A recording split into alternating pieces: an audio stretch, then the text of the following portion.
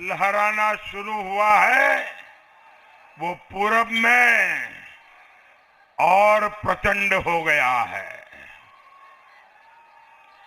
भाई और बहनों, महाराजगंज का एक क्षेत्र सीमा से लगा हुआ है।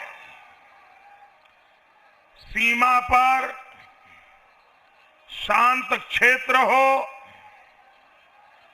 या चुनौती भरा, वहां रहने वाला बच्चा बच्चा इस बात को जानता है कि देश के सामर्थ्य का कितना महत्व होता है। जितना ज्यादा देश का सामर्थ्य, उतना ही सीमावर्ती क्षेत्र में रहने वाला सुरक्षित। बीते 2 सालों से तेजी से बदलती दुनिया की स्थिति आप सब देख रहे हैं। दुनिया इस समय बहुत सी चुनौतियों से गुजर रही है। इन हालात से कोई भी अछूता नहीं रह सकता। अमीर हो, गरीब हो, किसान हो या मजदूर, व्यापारी, कारोबारी या कर्मचारी, दुनिया के हर नागरिक पर किसी न किसी रूप से इस पर असर पड़ता ही है। ऐसी स्थिति में भारत का ताकतवर होना इस वक्त सबसे बड़ी जरूरत है। साथियों, आप मुझे बताइए, भारत ताकतवर होना चाहिए कि नहीं होना चाहिए? भारत मजबूत होना चाहिए कि नहीं होना चाहिए? भारत हिम्मत वाला होना चाहिए कि नहीं होना चाहिए? साथियों, खेती से लेकर मिलिट्री तक, समंदर से लेकर स्पेस तक, भारत को हर क्षेत्र में शक्तिशाली बनना है। इसलिए देश के इतने बड़े राज्य के रूप में उत्तर प्रदेश की जिम्मेदारी, हम सब उत्तर प्रदेश के लोगों की जिम्मेदारी सबसे बड़ी है। इस बार आपका वोट अपने गांव के, गली के, मोहल्ले के, अपने जिले के विकास के लिए तो है ही, साथ साथ आपका वोट भारत को ताकतवर बनाने के लिए भी है। बनाएंगे ना? भारत को ताकतवर बनाना है ना? आपका वोट बनाएगा कि नहीं बनाएगा? इस बार आपका वोट समर्थ देश के लिए, सशक्त उत्तर प्रदेश के लिए है। ये गौर परिवारवादी लोग कभी भी भारत को समर्थ नहीं बना सकते।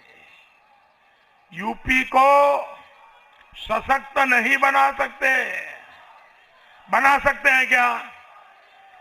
ये गौर परिवारवादी कुछ कर सकते हैं क्या? इस कोरोना काल में आपने देखा है कैसे इन लोगों ने भारत के आत्मविश्वास को चोट पहुंचाने की कोई कोशिश छोड़ी नहीं। भारत में बनी जिस कोरोना वैक्सीन पर हर हिंदुस्तानी को गौरव होना चाहिए था, इन गौर परिवारवादियों को भी गौरव होना चाहिए था। उस वैक्सीन के खिलाफ ही इन परिवारवादियों ने देश के गरीबों को भड़काने की कोशिश की। दुनिया के बड़े बड़े देश भी आज वैक्सीन लगाने में भारत से काफी पीछे हैं।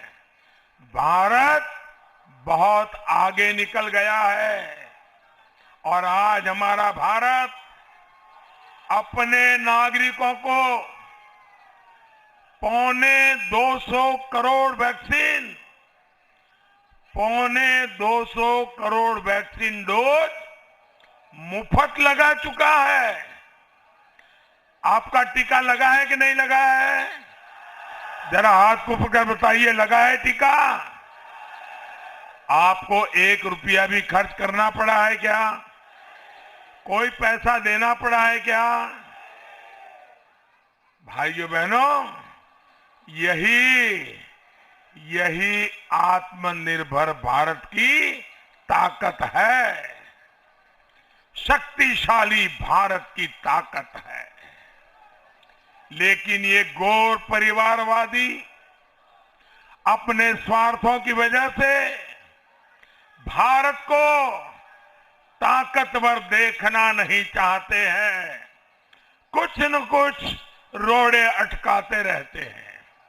इसलिए इस चुनाव में एक बार फिर इन्हें हराना है। हराओगे? फिर से उनके महल में वापस भेजोगे? हर सीट पर पटकनी देनी है? देंगे क्या? कोई सीट उनके पास जानी नहीं चाहिए। करोगे ना? चाहे बीजेपी हो या निषाद पार्टी या अपना दल, हर कोई जीत करके आना चाहिए। करोगे ना? भारत के आत्मविश्वास पर, हमारी आत्मनिर्भरता पर हमला करने वालों को उत्तर प्रदेश कभी भी माफ नहीं करता।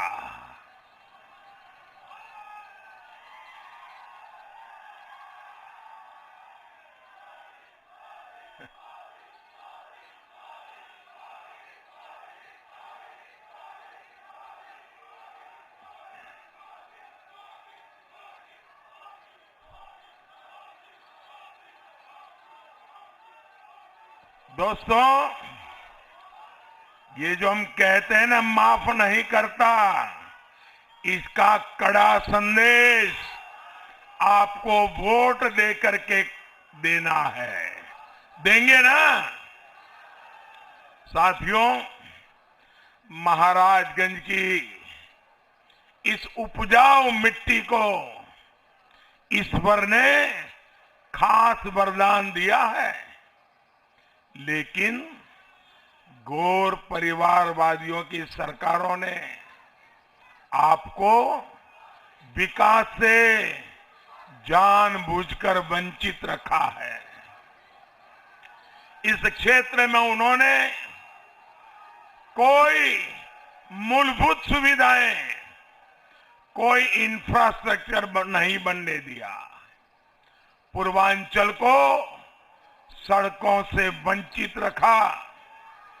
इन लोगों की नीतियों की वजह से यहाँ की चीनी मिलें बंद हुई, किसानों की हालत बदतर होती गई।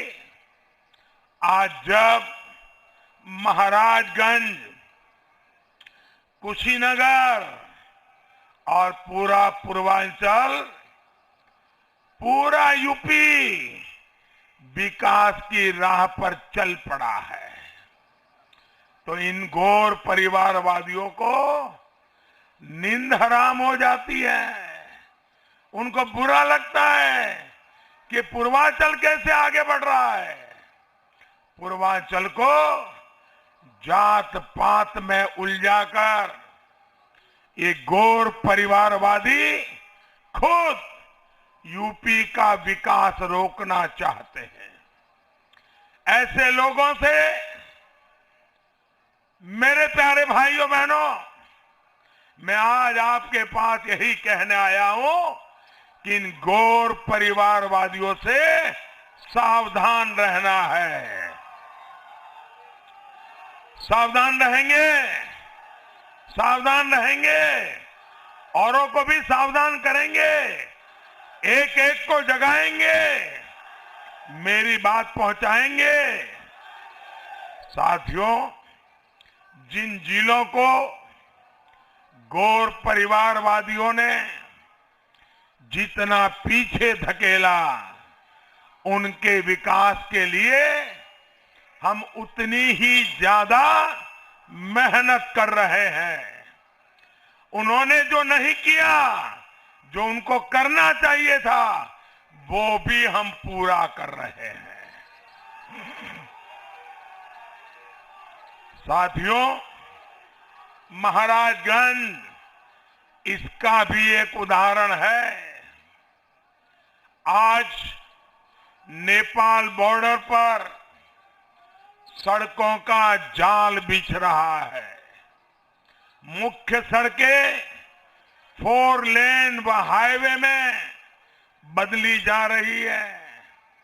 कुशीनगर में अंतर्राष्ट्रीय एयरपोर्ट शुरू होने के बाद अब यहां पर्यटकों की संख्या भी बढ़ेगी और रोजगार के नए अवसर भी बनेंगे। पूरी दुनिया से जब श्रद्धालु कुशीनगर आएंगे तो इसका लाभ इस पूरे क्षेत्र को होने वाला है। इस बजट में हमने हमारे सीमा पर जो गांव है, हमारे जो आखिरी गांवों का पट्टा है, हमने इस बजट में हमारे सीमा पर सटे हुए आखिरी गांवों के विकास के लिए एक विशेष योजना बनाई है। और सिर्फ वादे नहीं किए, इस बजट में धन का प्रावधान किया है और उसको हमने नाम दिया है वाइब्रेंट विलेज। ये सीमावर्ती गांवों को हम ताकत देंगे। और हमारे पंकज जी, ये बजट बनाने में उनका बहुत बड़ा रोल है। वे हमारे देश के वित्त मंत्रियों में से हैं और इसलिए उन्होंने सुझाव दिया, क्योंकि वो इस इलाके से आते हैं, सीमा की स्थिति का पता है। उन्होंने मुझे बताया कि मोदी जी, ये सीमा के गांवों के लिए हम विशेष प्रावधान करें। मैंने कहा पंकज जी, आपके मन में जो है कर दीजिए। और इसलिए ये वाइब्रेंट विलेज, भाइयों बहनों, ये योजना सीमा के किनारे बसे गांवों में विकास को तेज गति देने के लिए है। गांव पलायन मुझे रोकना है। हमारे सीमा के गांवों को मजबूत और जिंदा दिल बनाना है। महाराजगंज को इसका तो विशेष लाभ मिलना ही मिलना है। साथियों, घोर परिवारवादी जब सत्ता में आते हैं तो भ्रष्टाचार के जरिए अकूत संपत्ति बनाते हैं। वो खुद के लिए, अपने कुनबे के लिए नोटों के ढेर लगा देते हैं। इन परिवारवादियों की कोशिश रही है कि सारी सुविधाएं, सारे साधन उनके परिवार के लोगों के पास ही रहे। वो गरीब की परेशानी कभी नहीं समझते, गरीब की तकलीफ कभी नहीं देखते।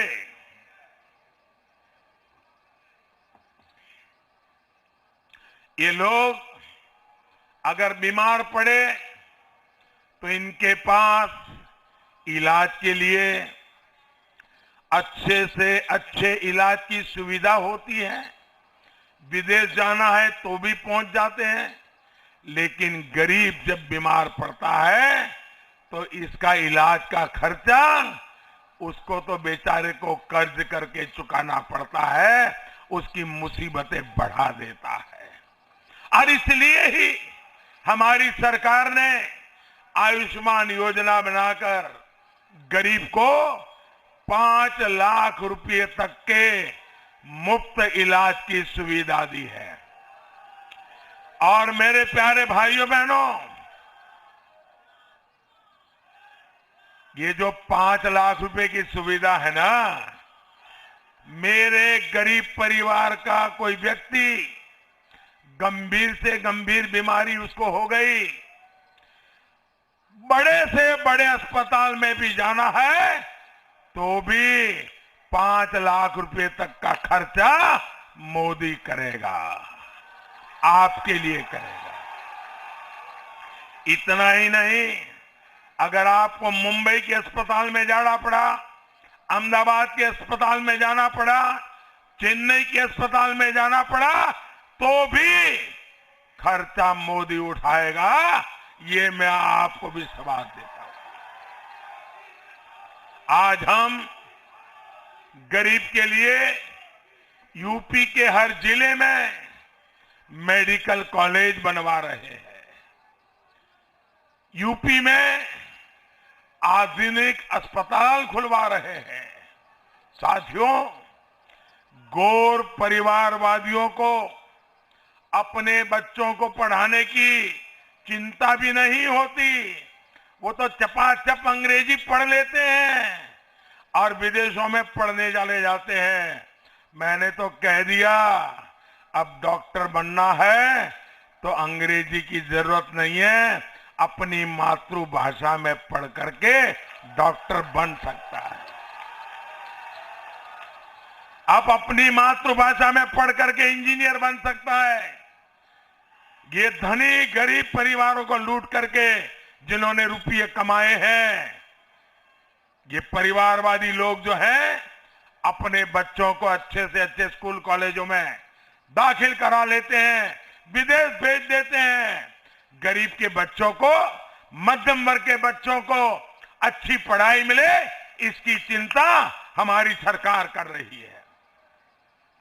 भाजपा की सरकार ने गरीब बच्चों की स्कॉलरशिप बढ़ाने से लेकर, जैसा मैंने कहा, अपनी मातृभाषा में पढ़ने की व्यवस्था ये हमने पहली बार देश में लागू की है। भाइयों बहनों, इन परिवारवादियों को कहीं आना जाना होता है तो इनके पास बड़ी बड़ी गाड़ियां होती हैं, पलक झपकते ही वो हवा में उड़ सकते हैं, लेकिन गरीब को तो जमीन पर ही रहना होता है। हमने गरीब मध्यम वर्ग के सफर को आरामदायक बनाने के लिए गांव-गांव में सड़कें बनवाई हैं, एक्सप्रेस वे बनाए हैं, आधुनिक ट्रेनें चलवाई हैं, किसानों के लिए स्पेशल किसान रेल चलाई है, ताकि किसान अपना माल दूसरे शहरों में बेचने के लिए तुरंत पहुंच सके। भाइयों बहनों, इन लोगों के घर में बिजली चली जाए तो अंधेरा दूर करने के लिए भी बहुत से साधन होते हैं। कमरा ठंडा करना है, बहुत से साधन होते हैं। ठंड में कमरा गर्म करना है तो भी बहुत कुछ होता है। पर यूपी के हर जिले में, हर गरीब के घर में ज्यादा से ज्यादा बिजली आए, ये व्यवस्था तो भाजपा सरकार ने की है। भाइयों,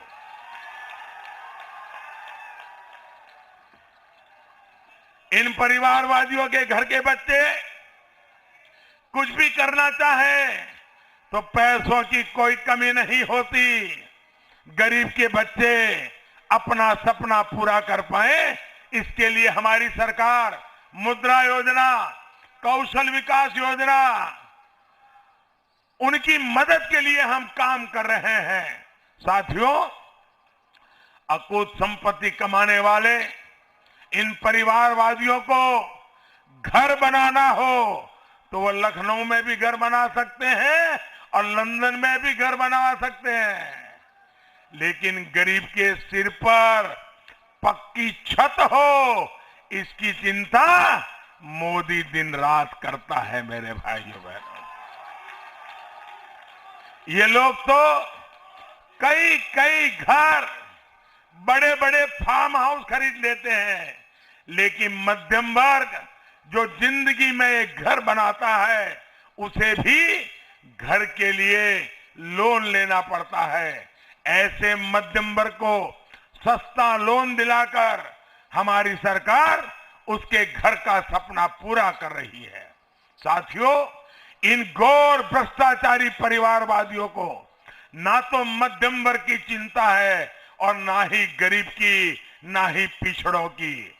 वंचित, दलित या किसान, किसी की इनको चिंता नहीं है। नौजवान या मेरी माताएं बहनें उनके लिस्ट में ही नहीं है। भाइयों, इन परिवारवादियों ने कोरोना के समय में जो किया, उसे उत्तर प्रदेश के लोग कभी नहीं भूल सकते। 100 साल की सबसे बड़ी मुसीबत कोरोना पूरी दुनिया को 2 साल से चपेट में लिया हुआ है। पूरी मानव जात इस मुसीबत में फंसी हुई है, लेकिन ये परिवारवादी आपकी मदद करने के बजाय अपने घर में घुसकर बैठ गए, अपने को बचाते रहे। ये भाजपा के कार्यकर्ता घर घर जाकर के लोगों की चिंता करती थे। भाइयों बहनों, हमें गरीब की चिंता है। इस कोरोना के कालखंड में मेरे किसी गरीब परिवार के घर में कोई भूखा नहीं सोना चाहिए। किसी गरीब के घर में कोई ऐसा दिन ना आए कि उसका घर का चूल्हा न जला हो। और इसलिए भाइयों बहनों, हमने 15 करोड़ गरीबों को, उत्तर प्रदेश में 15 करोड़ गरीबों को राशन दे करके उनको हमने इस मुसीबत से बचाने का सेवा भाव से, पवित्र कर्तव्य भाव से काम किया है। अगर यूपी में इनका सरकार होती तो क्या होता? अनाज राशन माफिया हड़प कर जाते, रुपये उनके जेब में चले जाते। लेकिन योगी जी के राज में आपका हक आप तक पहुंच रहा है। साथियों, यूपी के भविष्य के लिए मुझे आपका आशीर्वाद चाहिए। पूर्वांचल की प्रगति के लिए आपका आशीर्वाद चाहिए। देश की मजबूती के लिए आपका आशीर्वाद चाहिए। आपका आशीर्वाद मुझे है ना? मुझको है ना? इन सबको है ना? ये मेरे सभी साथियों को है ना? आप इतनी बड़ी तादाद में आकर के हमें आशीर्वाद दे रहे हैं। भाइयों बहनों, जीवन में इससे बड़ा सौभाग्य क्या होता है?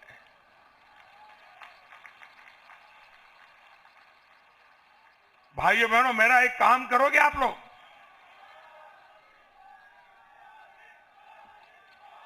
मेरा एक काम करोगे? बड़े पूरी ताकत से हाथ उठा करके बताइए, मेरा काम करोगे? और जरा जोर से बताइए, करेंगे? और जोर से बताइए, करेंगे? बहुत छोटा काम है ये। हमारे इलाके में अब मतदान के पहले हर घर जाना है, जाएंगे? तो पीएम मोदी को आप सुन रहे थे। इस बीच यहां पर रुक रहे छोटे से ब्रेक के लिए, चल लौटते हैं।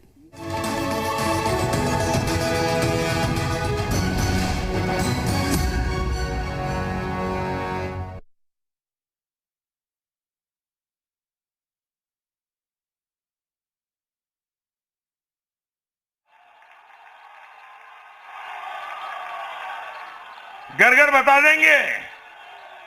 देखिए, आप घर घर जाकर के